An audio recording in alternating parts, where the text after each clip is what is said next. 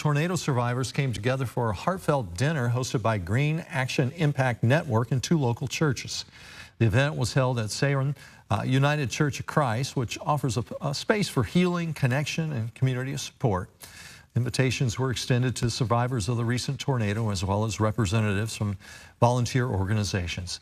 The dinner aimed to provide a chance for survivors to connect with one another, share their experiences, and build relationships with local support groups.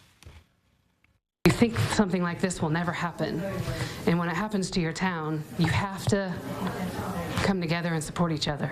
So if we can come together tonight and support each other and create some kind of connection. A good event here is for those who are looking for more support. You can join the Greene County Long-Term Recovery Facebook group.